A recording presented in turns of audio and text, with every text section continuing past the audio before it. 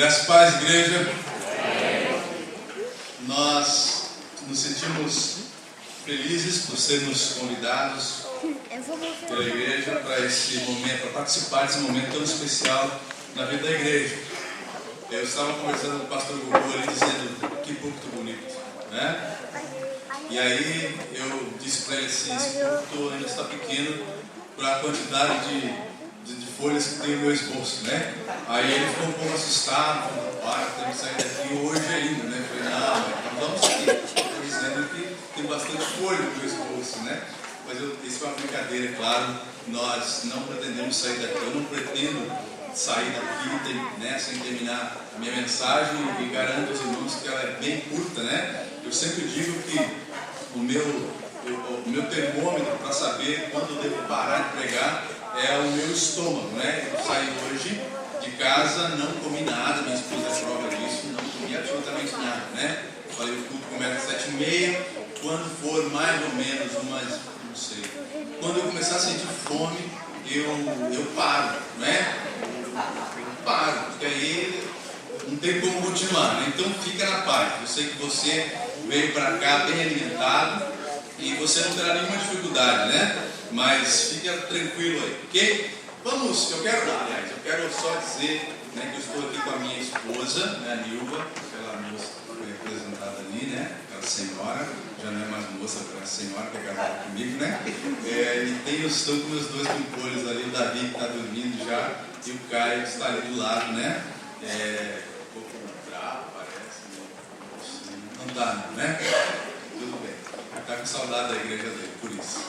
Irmãos, vamos abrir as nossas Bíblias lá em Lucas, capítulo 10. Quero compartilhar com vocês esse texto a partir do verso 30 até o 35. Lucas, capítulo 10, de 30 a 35. Abra aí a sua Bíblia e acompanhe a leitura dessa palavra. Lucas, capítulo 10, do verso 30 ao 35. Amém? Quem achou, diga amém. Amém. Diz assim então a palavra de Deus. E Jesus lhe respondeu: um homem descia de Jerusalém para Jericó e caiu nas mãos de assaltantes que o roubaram e depois de espancá-lo foram embora, deixando-o quase morto. Por acaso um sacerdote descia pelo mesmo caminho e vendo passou longe. De igual modo também um levita chegou àquele lugar e quando o viu passou longe. Mas um samaritano que ia de viagem aproximou-se e vendo, encheu-se de compaixão. Chegou perto dele, enfaixou suas feridas, aplicando-lhes azeite e vinho, e pondo sobre sua própria montaria, levou-o para uma hospedaria e cuidou dele. No dia seguinte, pegou 2 denários, entregou ao hospedeiro e disse: cuida dele, quando voltar, te pagarei tudo quanto gastares a mais. Qual desses 3 te parece ter sido o próximo do que caiu nas mãos dos assaltantes? O doutor da lei respondeu: aquele que teve misericórdia dele. Então Jesus lhe disse: vai e faze o mesmo. Nós queremos nesta noite compartilhar com os irmãos a respeito da igreja que Deus quer e a igreja que podemos ser. Nós escolhemos esse texto, Deus colocou no meu coração esse texto, e eu fico sempre um pouco preocupado, né? Até perguntei se havia algum tema especial para que nós pudéssemos discorrer aqui, mas a resposta foi que eu poderia ficar à vontade. E aí eu comecei a buscar em Deus então uma palavra, um texto para essa noite, e Deus me colocou esse texto no meu coração. Confesso aos irmãos que por um tempo eu fiquei preocupado, porque eu queria encontrar aqui algo que pudesse levar os irmãos à reflexão, que pudesse ser bênção na vida dos irmãos e na vida da igreja. E Deus então foi abrindo os meus olhos e me mostrando algumas coisas que eu quero compartilhar com os irmãos. A igreja que Deus quer. Nós queremos refletir então sobre essa igreja, a igreja que Deus quer, a igreja que deve ser o ideal de Deus. Existe uma diferença entre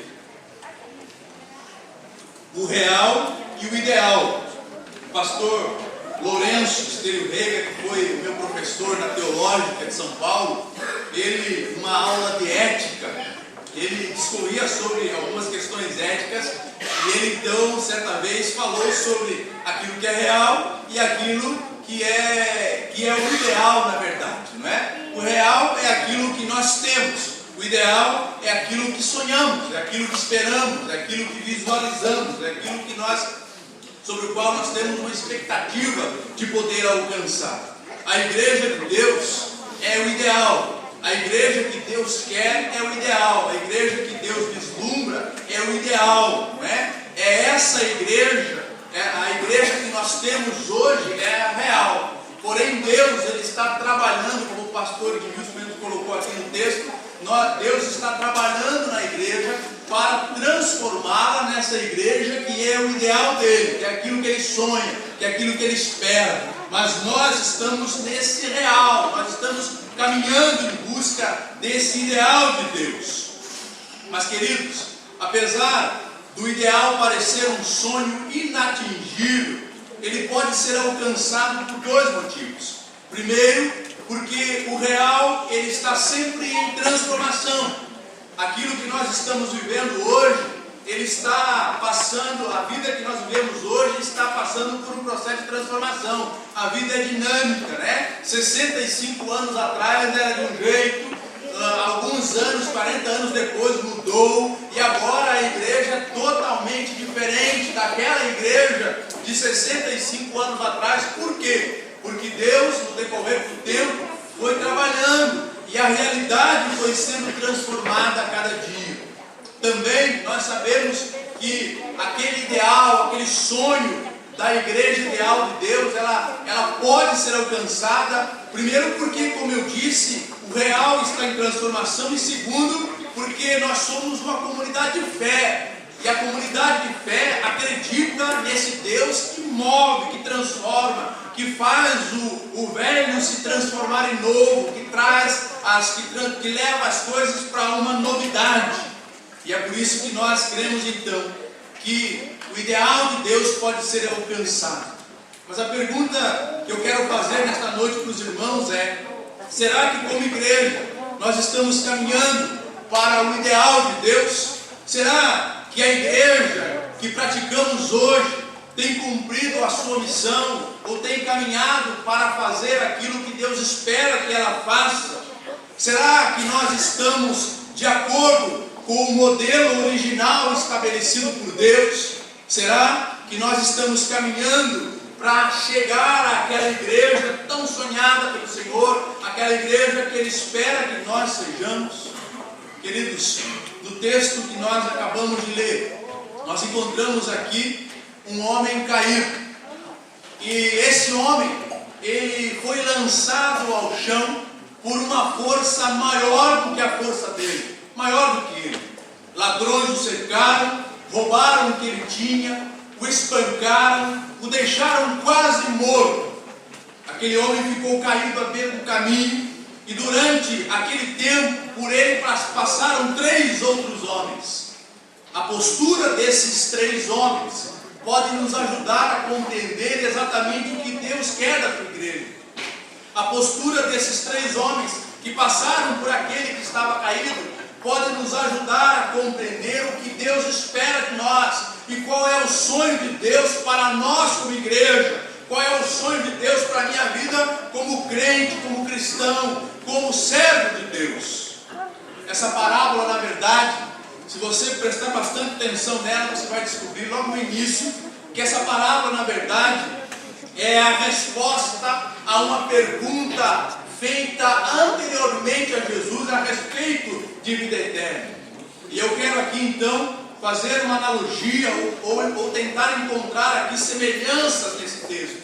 O homem caído, na minha visão, o homem caído à beira do caminho é a figura do homem ou da humanidade que foi assaltada, que foi derrubada pelo pecado e que foi destruída pelo diabo. O homem caído, ele representa exatamente essa humanidade caída também. essa humanidade perdida, essa humanidade que carece da graça e da misericórdia do Senhor. Por isso a parábola diz que o homem descia de Jerusalém para Jericó. Jerusalém fica a 800 metros de altitude, enquanto que Jericó fica a 250 metros abaixo do nível do mar. Então esse homem que caiu, estava numa descida, indo para baixo, como é de fato o destino da humanidade perdida. Depois a Bíblia diz que o homem caiu nas mãos de assaltantes que tentaram lhe roubar a vida. Mais uma vez este homem cai outra vez. Novamente nós vemos este homem descendo ainda mais. E por fim, a Bíblia diz que o homem é jogado ao chão e ele é abandonado à própria sorte, ali, naquele lugar, esperando a própria morte. Eu creio, amados, que o texto ele revela a jornada da humanidade, que nasceu para estar com Deus, como Adão no Éden, mas que como Adão também abandonou os lugares altos para descer numa caminhada rumo ao mundo dominado por ladrões de almas, que roubam a vitalidade espiritual do homem e que o abandonam à própria sorte, esperando que ele morra eternamente. Assim é o homem caído, assim é o homem que está lançado ao chão. O homem caído à beira do caminho representava aquele doutor da lei. E todos os que estavam à sua volta, quando lhe perguntaram: mestre, que havemos de fazer para alcançar a vida eterna? Se você olhar o texto, você vai perceber que o texto começa com essa pergunta, que parece simples, mas ela explica toda a parábola. O homem chega a Jesus e lhe pergunta: mestre, o que eu posso fazer para alcançar a vida eterna? E Jesus então discorre sobre aquela parábola, mostrando àquele homem que ele era o homem da parábola, que ele era o homem caído, o homem prostrado, o homem que foi assaltado, o homem que estava em pecado e o homem que estava à beira da morte. O que Deus espera é que a igreja do Senhor, a igreja dele, seja a resposta para essa pergunta, seja a resposta para aquele que está caído, seja a resposta para aquele que está caminhando rumo à morte eterna, seja a resposta para as pessoas que foram assaltadas pelo diabo. E a Bíblia diz que o diabo é um ladrão que rouba vidas, que mata, que destrói, que quer ver o fim da família, o fim da humanidade. Então, quando Deus conta essa parábola, quando Jesus apresenta essa parábola, Ele quer nos mostrar que nós somos a resposta para esse povo caído, para essa gente que está no chão, para essa gente que está deitada, para essa gente que não tem mais nenhuma esperança na sua vida. O que Deus espera é que a igreja seja a resposta para a pergunta daquele doutor da lei: mestre, o que havemos de fazer para alcançar a vida eterna? Estamos caídos, fomos assaltados, estamos à beira do caminho, estamos à margem da sociedade. Como podemos sair dessa situação? E Jesus então apresenta logo em seguida os três personagens. A Bíblia diz que 3 homens cruzam o caminho daquele homem que estava caído. Os 3 representam a igreja. Eles representam a postura da igreja diante dos que vivem às margens da graça de Deus. Deus espera que a sua igreja seja a resposta para aqueles que procuram o caminho para o Senhor. Deus espera que a sua igreja seja a mão estendida aos que foram derrubados, aos que foram abatidos, aos que foram derrotados pelo diabo. É isso que Deus espera da igreja. É isso que Deus quer da igreja. Esse é o ideal de Deus para a igreja. Nós estamos vivendo o real, mas Deus tem um sonho para a igreja, que é o ideal de Deus. E o ideal de Deus é que a igreja seja aquela que vai estender a mão para a humanidade que está caída, para aquele que está perdido, para aquele que está lançado ao chão, para aquele que foi preso, que foi surrado, que foi maltratado pelo diabo. Deus deseja que a sua igreja seja essa a resposta. E é interessante porque aquele homem está caído ao chão, e a Bíblia diz que logo em seguida aparece no caminho daquele homem um sacerdote. O sacerdote, ele representa a religião, ele pode representar aqui a igreja. Ele pode representar aqui esse povo que conhece a palavra, esse povo que sabe quem é Deus, esse povo que vai ao templo, esse povo que frequenta o templo, este povo que vai ao templo e tem a oportunidade de usufruir daquilo que é sagrado, daquilo que é gostoso, daquilo que é bom, daquilo que é divino. A Bíblia diz então que esse sacerdote desce e se encontra com aquele que estava caído. E olhando para a vida desse sacerdote, eu consigo ver que o que Deus espera ver na sua igreja é uma igreja comprometida. O que Deus espera ver naquela igreja, o que Ele espera ver na igreja é um comprometimento. Porque sem comprometimento nós não vamos nunca alcançar o ideal de Deus. Sem um comprometimento nós não vamos nunca dar as mãos para aquele que está lançado ao chão. O texto diz que o primeiro dos 3 homens a cruzar o caminho daquele que estava caído foi o sacerdote. O sacerdote era uma pessoa consagrada, aquele que representava o homem diante de Deus, aquele que oferecia sacrifícios, queriam assegurar o favor divino às pessoas. A sorte do homem caído parecia ter mudado.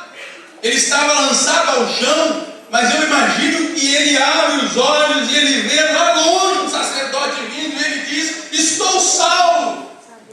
Lá vem um homem de Deus, lá vem alguém que conhece o divino, alguém que sabe o que é sofrer, alguém que tem compaixão, alguém que tem amor, lá vem alguém que pode me ajudar.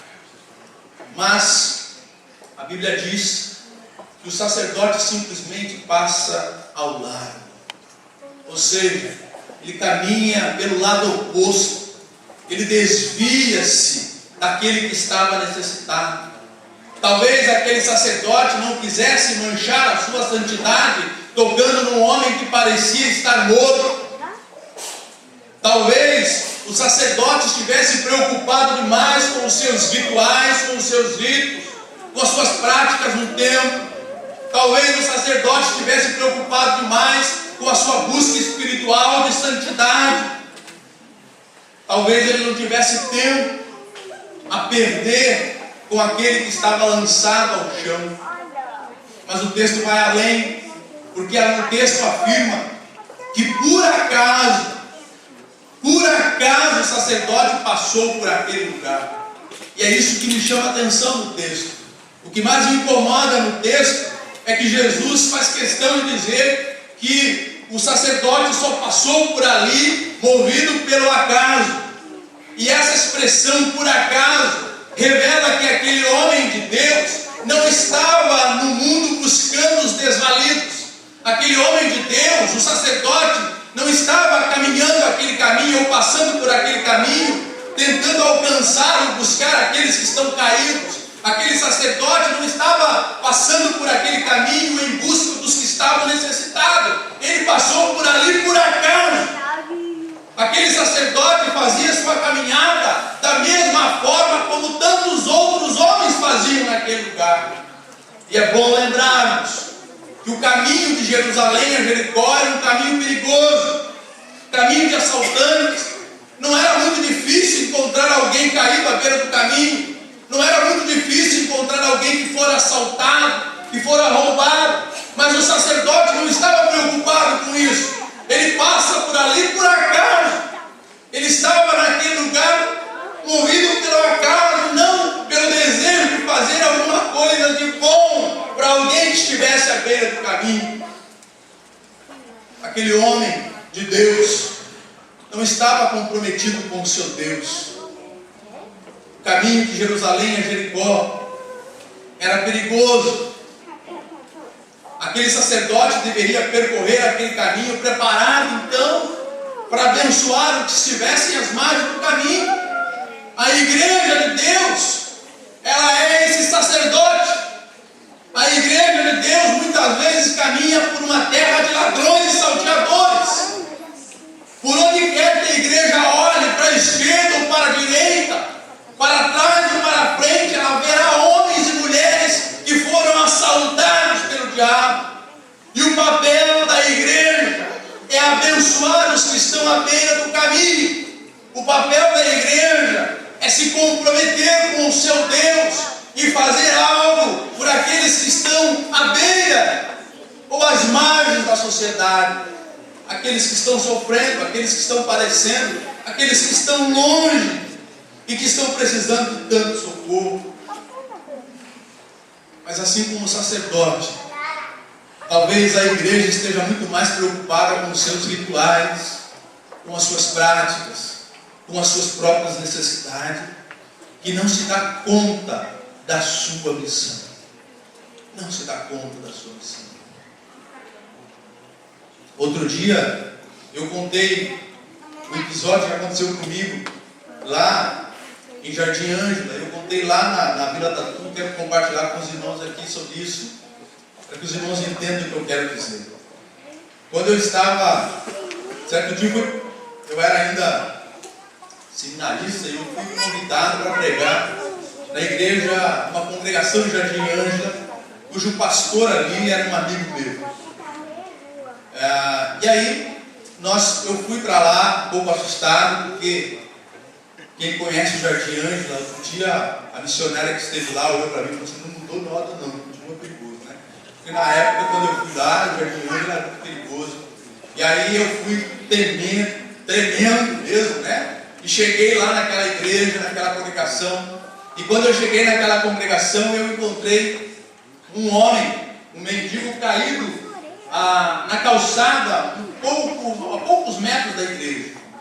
E eu passei, olhei aquele homem no chão e percebi que os membros daquela congregação, vindo para o culto, passavam, alguns chegavam a se desviar do homem, outros passavam por cima dele, mas todos passavam e todos caminhavam para o templo como aquele sacerdote. E foi tão interessante essa noite, porque enquanto nós estávamos celebrando o culto, já ali a metade do culto, o pastor sentado, esse meu amigo, pastor da igreja, sentado ao meu lado, e o culto correndo, e como eu disse, né, o culto estava pegando fogo, né, e havia lá uma banda de forró na igreja, o negócio estava bom mesmo, a coisa estava pegando fogo. Forró evangélico, forró evangélico, forró de Jesus, né? Tem quem goste. Aí o negócio estava pegando fogo lá, timidinho e tal, e eu cheguei lá, olhando aquilo tudo, aquele movimento, esperando a minha vez de pregar. E irmãos, não é que o tal do mendigo entra na igreja. Ele entra, e logo que ele bota a cara na porta, o pastor que está do meu lado já se arrepia inteiro, arregala o olho e já dá uma olhada para o diácono, como quem diz assim: cerca o homem, não deixa ele passar. Mas aquele homem, aquele sujeito, aquele homem de rua, né, da rua, ele estava, me parecia tão preparado fisicamente, que ele já deu logo de cara uma Neymar, assim, deu um drible no diácono, o diácono ficou para trás, né? E ele continuou então caminhando em direção à frente da igreja. E aí o pastor aqui já desesperado aciona o segundo diácono. O segundo diácono se levanta e vai, e esse, me digo aí, muito preparado fisicamente, né? Dá um jogo de corpo para cá, o diácono vai para lá, ele finge que vai, o cara não vai, ele passa de novo. E aí, nessa altura do campeonato, o pastor aqui já está suando frio, está desesperado, pensando no que vai acontecer com o seu culto. O diácono, o homem vem à frente, pega o microfone, e assim que ele põe a mão no microfone, 4 diáconos encostam nele, 2 de cada lado, e ficam ali. E o pastor aqui olhando para os diáconos, porque nessas horas você consegue falar, né, de uma forma telepática, né? Na hora. E aí o pastor aqui falando mentalmente com os diáconos, dizendo assim: olha, se ele abrir a boca, falar qualquer coisa errada, façam qualquer coisa, faça o pé nele. Você faz alguma coisa, mas não deixa o homem continuar falando bobagem.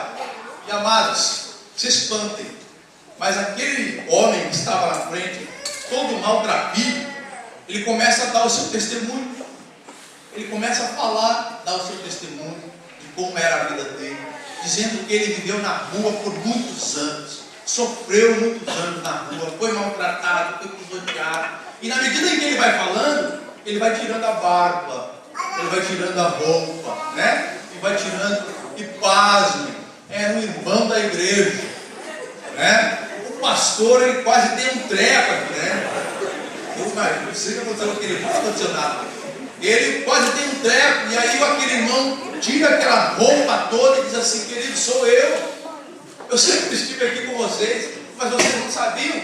Eu fui um homem de rua, eu vivi na rua, passei tudo isso que eu estou dizendo para vocês, vim para essa igreja, aceitei Jesus, estou aqui com vocês. Vocês não sabiam, estou compartilhando com vocês. O nosso pastor que estava do meu lado quase teve um treco, mas a situação ficou tão constrangedora que ele foi à frente e pediu desculpa, disse: me perdoe, olha, meu pensamento era esse, mas Jesus me perdoou, vamos continuar o culto, Senhor, tem misericórdia de nós, né? E aí o culto continuou, e de fato foi uma bênção. O que eu quero dizer com isso é que aquela igreja, naquela noite, estava tão preocupada em fazer uma festa para si mesma, que ela se esqueceu do homem que estava à beira do caminho, daquele que podia ser alcançado. Ela se esqueceu que aquele que estava à beira do caminho deveria ser o convidado especial para aquela noite, trazido ao templo, talvez deveriam ter oferecido a ele um prato de comida, uma roupa nova ou qualquer outra coisa, não é? Enfim, isso tudo poderia ter sido feito, mas não foi feito, porque aquela igreja, ela estava tão preocupada em fazer algo para si mesma, que se esqueceu de fazer o que Deus esperava que ela fizesse. A igreja, então, ideal de Deus, ela é composta por cristãos que não são egoístas, cristãos que não querem apenas ser amados, cristãos que não querem apenas ser perdoados, cristãos que não querem ser apenas abraçados, mas cristãos que também querem abraçar, que querem amar, que querem fazer o bem. O ideal de Deus, a igreja ideal de Deus, ela é composta por cristãos que não são melindrosos, que não são egoístas, cristãos onde tudo é motivo para abandonar a obra, onde tudo é motivo para abandonar o trabalho, fazer as coisas, deixarem as coisas de lado. Houve um problema técnico aqui, vamos.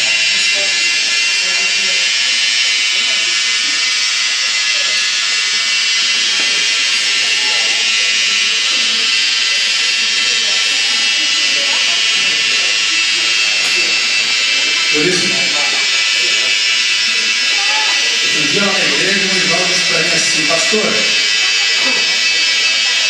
vamos montar um data show. E aí todo mundo estava contente, e o irmãozinho disse assim: pastor, eu não gosto desse negócio de modernidade. Esse negócio de modernidade, lá de vez em quando é umas falhas nada, a gente não sabe como mexer, como arrumar. Esse irmão, ele disse para mim assim: todo mundo animado, eu vou comprar um show, toda a gente projetaram lá. Aí ele levantou, animado, ele levantou assim: eu sou contra. Irmão, mas contra porque esse negócio de modernidade, pastor, não tem controle, é um negócio complicado. A gente pensa que está sob controle, mas não nada está sob controle, né? Mas depois ele foi vencido, né? Mas hoje, olhando aqui, ele tem um pouco de razão. Um pouco só, né? Mas um pouco só. Queridos, esse é o ideal de Deus, né? O ideal de Deus, então, é que a sua igreja seja uma igreja comprometida com o reino, comprometida com as coisas de Deus. A igreja ideal de Deus, ela não pode ser composta por cristãos melindrosos, onde tudo é motivo para abandonar a obra, onde tudo é motivo para divisão, para contenda, para briga, para confusão. Há crentes e há cristãos na igreja que você não pode nem tocar nele, você não pode relar nele, você não pode fazer absolutamente nada contra ele, nem olhar torto para ele, ou pelo menos, se você pensar em olhar torto para ele, ele já se magoa, ele já fica chateado, e logo ele quer um abraço, logo ele quer a visita do pastor, da mulher pastor, aquelas coisas todas. Gente egoísta demais. Gente egoísta demais. Um dia eu fui visitar uma ovelha minha, fiquei com ela lá. Está gravando aí? Fecha essa coisa.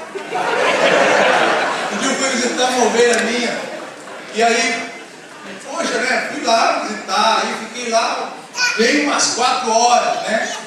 Não dá, não dá. Tentei seguir seu conselho, mas não consegui. Eu fiquei 4 horas fazendo visita para essa irmã lá, eles me contam história, e nós depois oramos e tudo bem, com a bênção, nos abraçamos, eu vou embora agora que é hora do almoço, aí fui para casa. Queridos, quando chegou a noite, a minha esposa botou o pé para dentro do templo, ela olhou para minha esposa e falou assim, você não pode. Aí minha esposa, mas ele foi. Pois é, mas você não foi. Aí não dá. Assim, Jesus, tem misericórdia, né? Que igreja é essa? Que igreja é essa?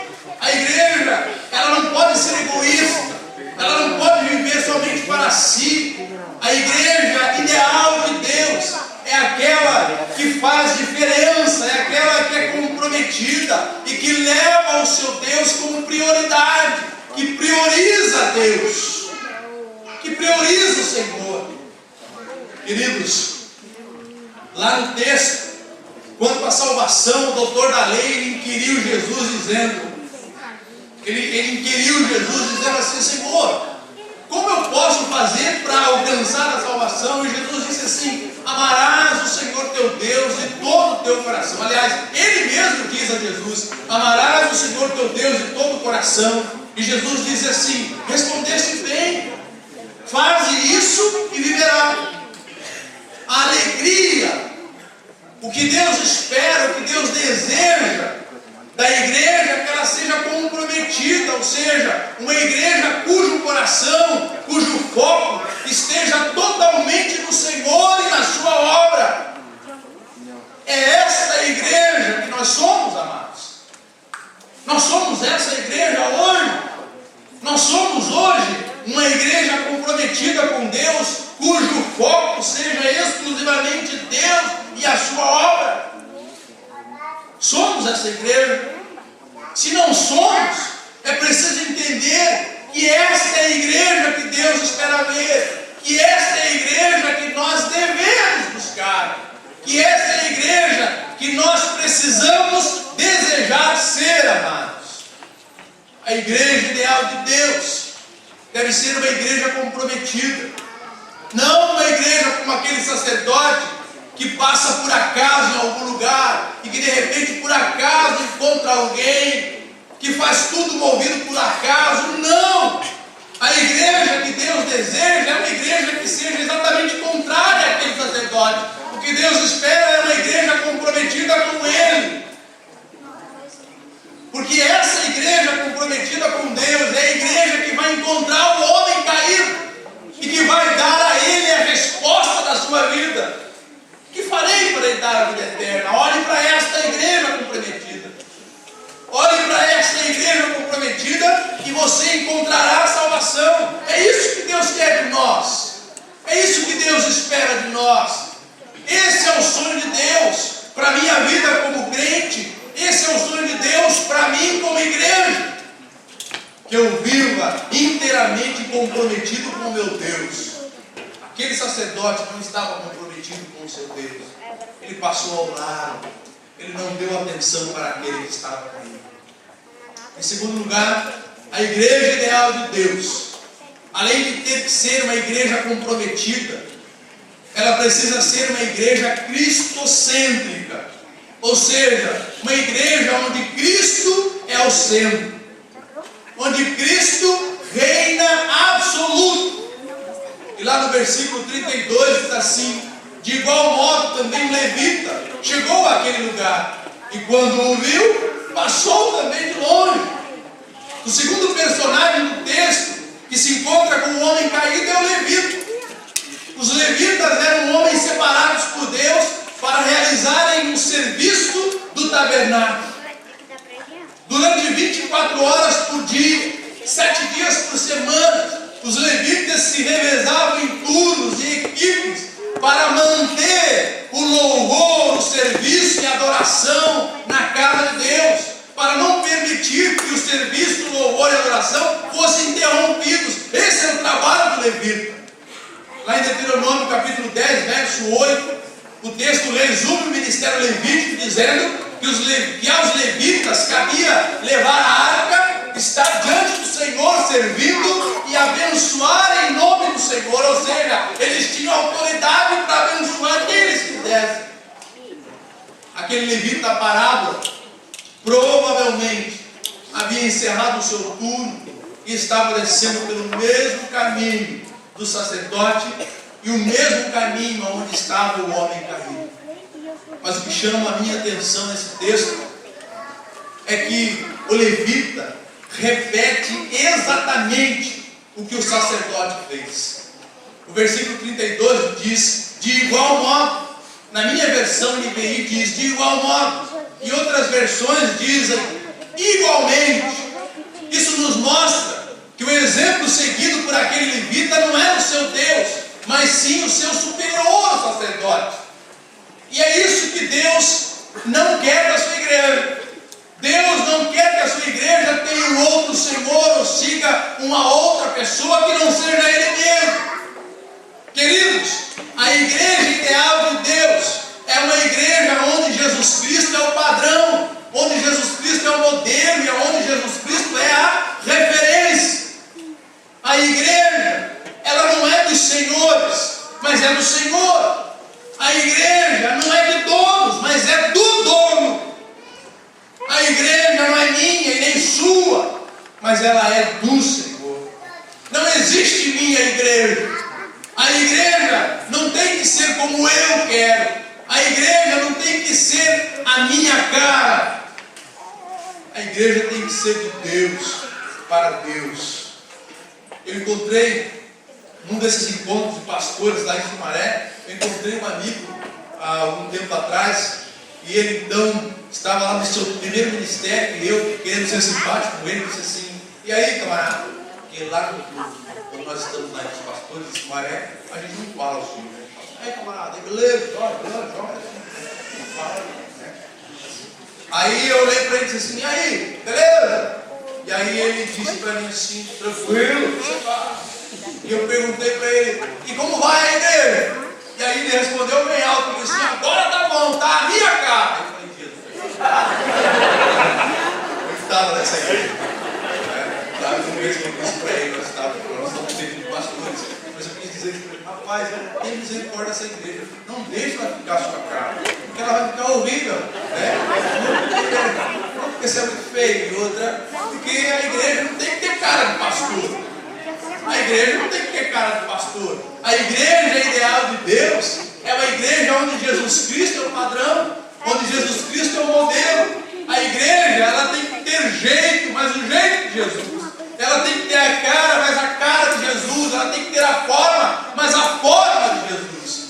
E aquele levita, ao descer, o texto diz que ele agiu do mesmo modo do que passou anteriormente dele. Ele havia descido o templo, ele conhecia a lei, ele sabia o que o seu Deus pensava sobre aquele que estava caído, mas ainda assim, ele fez exatamente o que o seu antecessor fez, o que aquele que passou antes dele fez.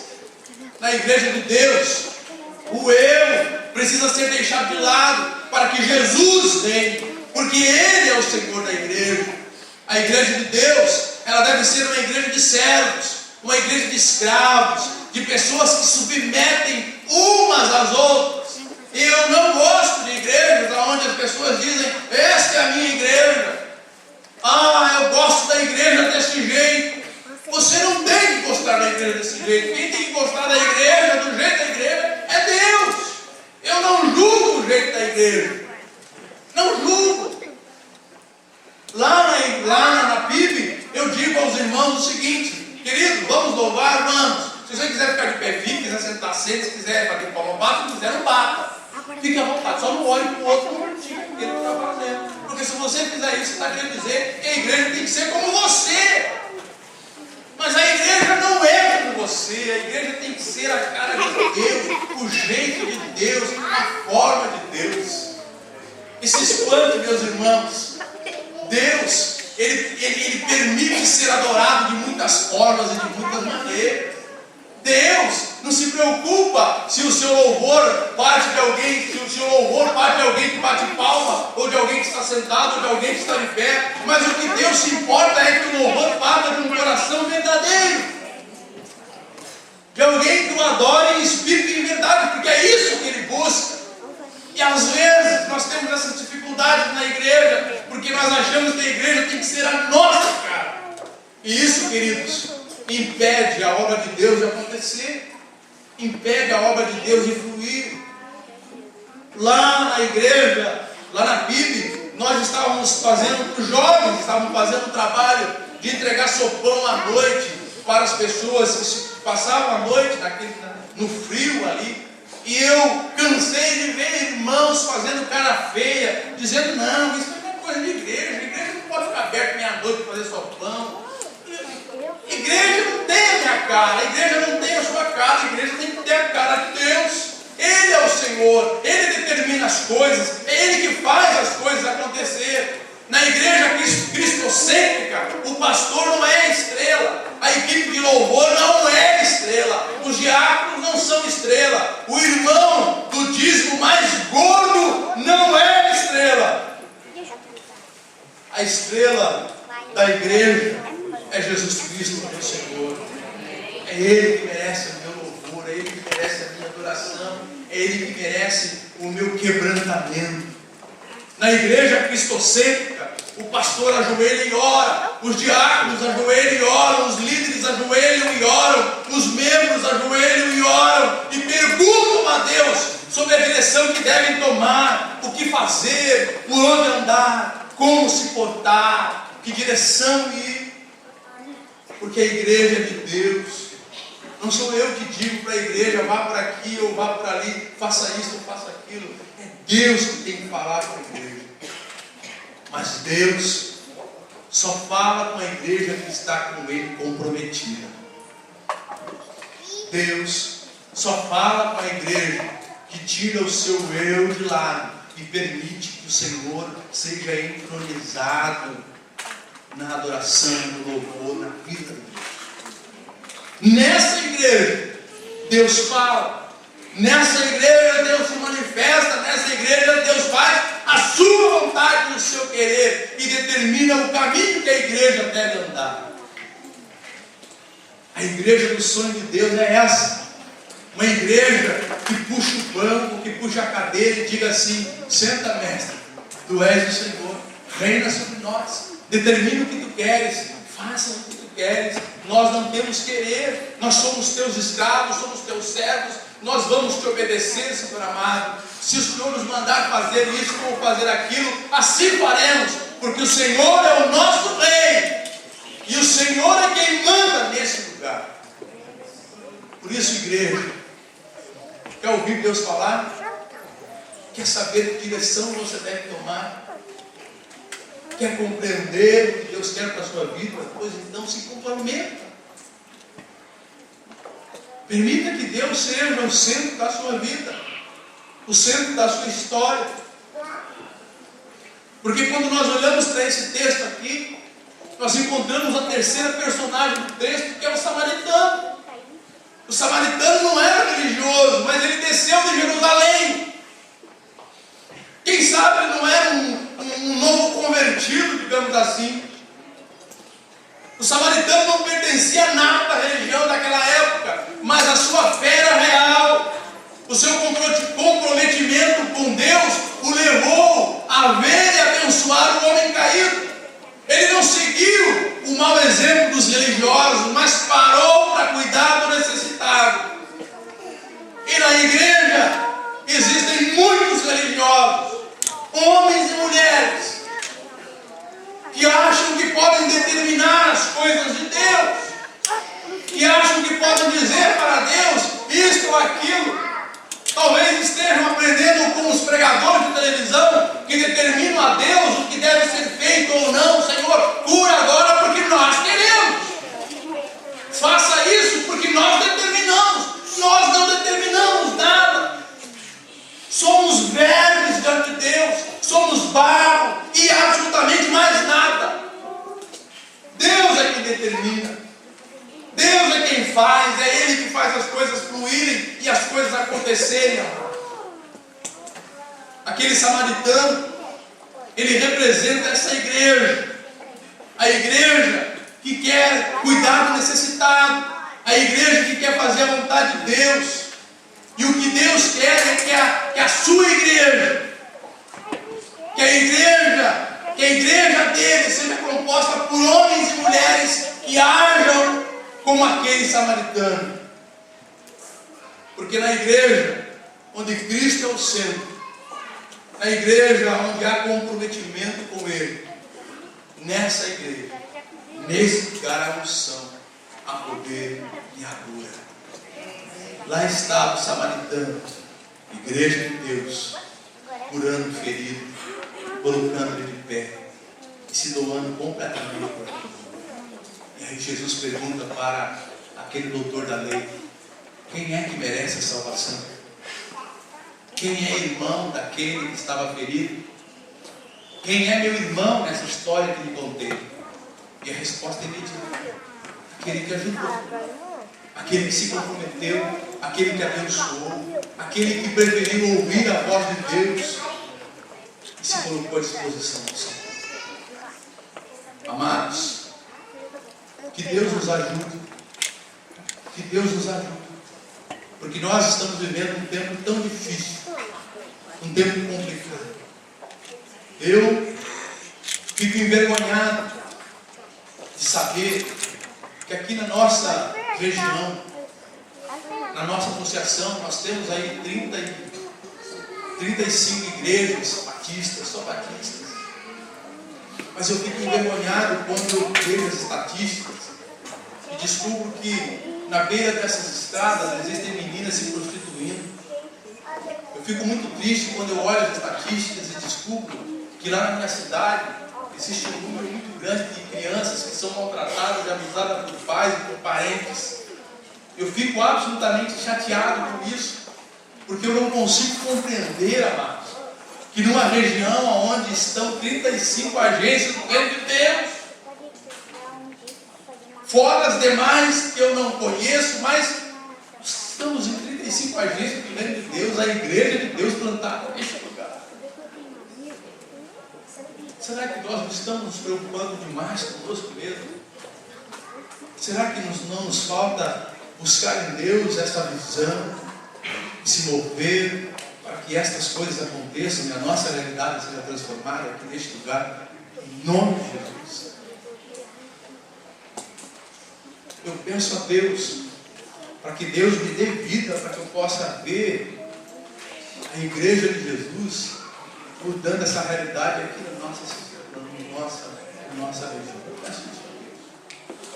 E eu tenho dito à minha igreja: queridos, vamos orar, porque nós não podemos nos curvar diante disso.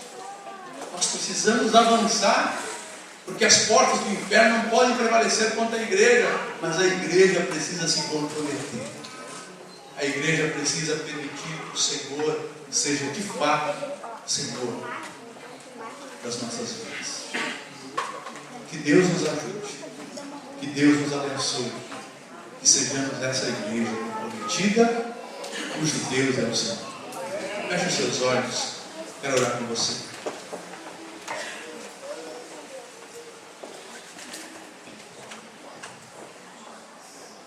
Deus tem muito para fazer entre nós. Há tantas coisas que Deus quer nos dizer. Há tantas coisas que o Senhor quer nos falar. Há tantas coisas que o Senhor quer nos contar, amados. Mas muitas vezes não permitimos que Ele faça isso, porque nos falta o comprometimento, porque nos falta colocá-lo como Senhor das nossas vidas. Por isso eu quero lhe pedir que nesta noite, em nome de Jesus, você coloque o seu orgulho de lado, o seu eu de lado. Coloque a sua posição dentro da igreja, o seu cargo. Não importa se você é um pastor, se você é um líder, se você é líder de ministério, ou se você é apenas um membro da igreja. Não importa. Eu quero lhe pedir que nesse instante você deixe o teu orgulho de lado, deixe a sua posição de lado e se coloque na presença de Deus como um servo, como um escravo. Sinta-se um escravo na presença de Deus, sinta-se um servo na presença de Deus. Fale com Ele em nome de Jesus. Peça para que Ele lhe aponte a direção. Peça para que Ele venha com respostas para a sua vida e para a vida da igreja. Eu tenho certeza que Deus tem uma resposta e uma direção para a sua vida pessoal, sua vida particular. Mas eu tenho certeza que nesta noite também o Senhor dará uma direção para a sua igreja, para o seu povo, para aqueles que foram chamados para lhe servirem, para amarem, para buscarem aquele que está caído, para serem bênção neste lugar. Ó Deus, inclina os teus ouvidos, Senhor, em direção a este povo. Volta a tua face para nós agora em nome de Jesus, pois nós queremos confessar os nossos pecados. Queremos, Deus amado, deixar de lado o nosso orgulho, deixar de lado a nossa posição, nosso título, e queremos entrar na tua presença como simples servos do Senhor, homem e mulher de Deus. Queremos entrar na tua presença e te perguntar, Deus amado, o que tu queres de nós, Pai? Nos oriente, nos abençoe, fale conosco, Deus amado, de uma forma especial e profunda. Ó Deus, faça com que a tua igreja seja exatamente o que tu queres. Permita que nós alcancemos, Deus, o ideal do Senhor para nós. Vem sobre nós nesta noite, Pai. É a oração que eu lhe faço humildemente, em nome de Jesus, o nosso Senhor. Amém. Deus te abençoe.